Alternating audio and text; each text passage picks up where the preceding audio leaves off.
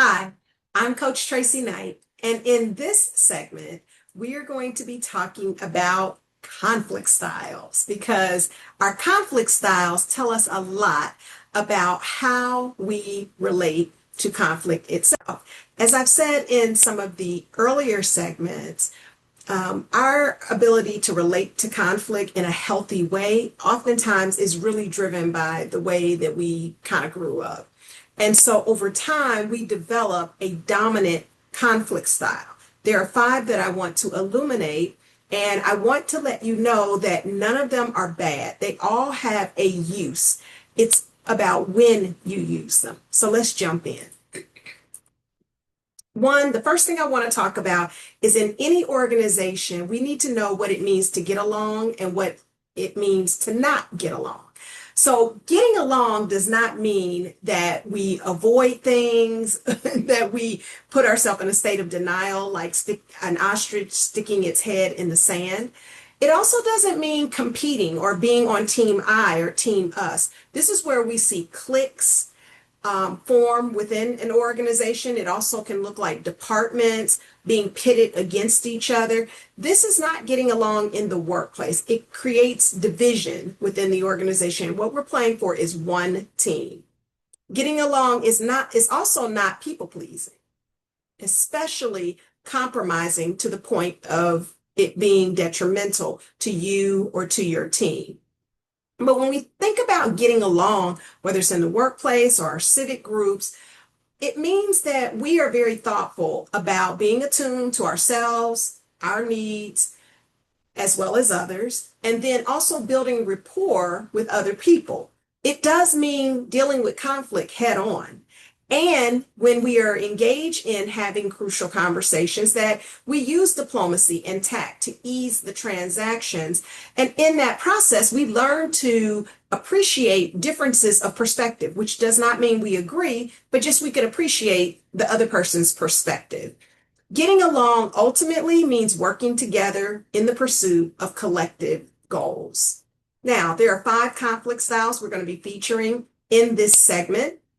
They are the aggressor, the avoider, the accommodator, the collaborator, and the compromiser. I do offer an assessment that will help you to determine your dominant conflict style. But as we go through here, I think you'll be able to determine how you show up typically.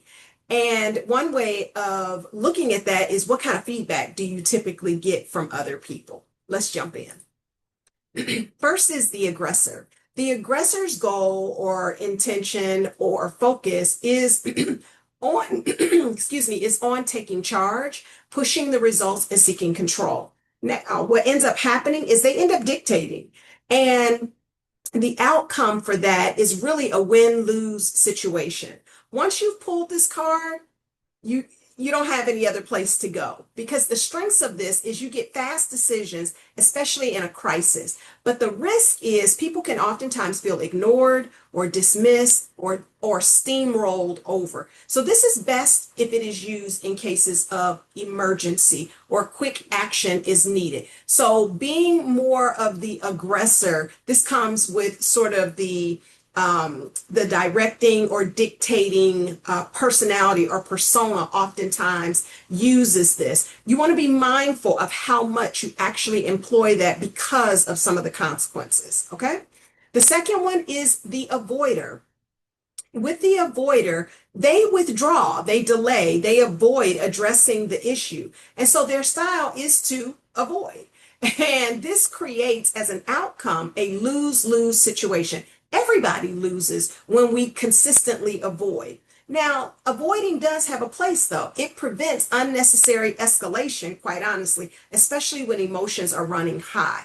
But the risk is if you stay in avoidance mode, the problem just lingers and it actually grows. And over time, especially if you're a leader, it will damage the trust in relationships because people will no longer trust you to stand for what is needed for the organization or the team. So avoidance is best used in a short term for a cooling off period and then to re-engage. Next is the accommodator. The accommodator basically smooths things over. However, In this smoothing things over, the outcome for this is a lose-win. Whoever the accommodator is, they will lose and the other person will win. That's not necessarily a bad thing because the accommodator is basically prioritizing harmony and the relationship over their personal needs. Now, the strength in this is it actually builds what I call relationship credits. We need relationship credits. It builds goodwill and reduces tension because sometime later on down the road, you may need those relationship credits. So the best use for the accommodator is to use this when it doesn't really matter that much to you, but it matters a lot to the other person. This is the perfect solution. But the risk is if you are a dominant accommodator, your needs will typically go unmet, and this can oftentimes lead to resentment and burnout. Next is the compromiser. Now, the compromiser results in a draw. That basically means that neither party is really getting what it is that they need or they want. The compromiser is seeking a middle ground through mutual concessions. That means everybody is giving up something that they likely really do need or want. So the risk here is that you may not get what you need, but you'll settle for something. The strength is it gets you closer to a win-win, but doesn't quite get you there. But it is great for faster resolution and to move things forward. It is best used in times where there are time limits or you need a workable solution quickly. But you want to be very mindful on chronic compromising because with this too can also lead to resentment, especially if you are losing out on the things that really matter to you.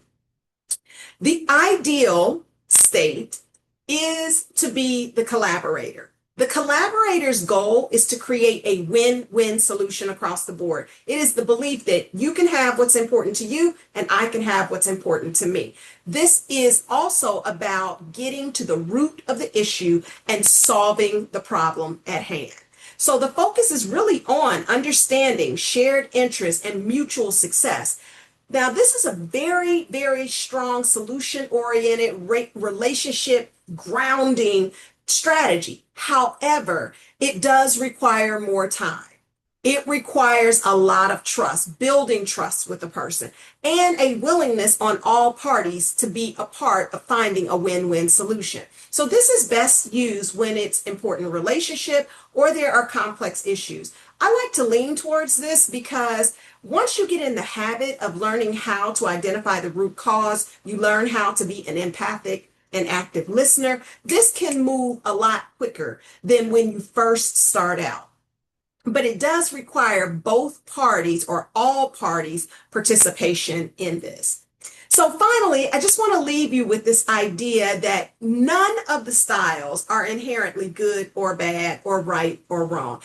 All of them need to be used. In fact, a great leader learns how to master all of these.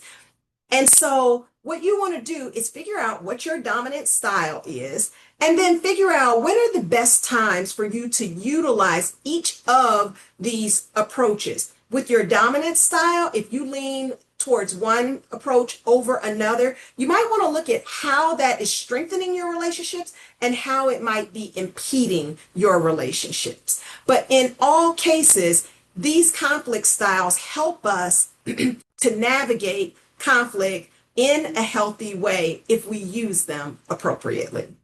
I'll see you in the next video.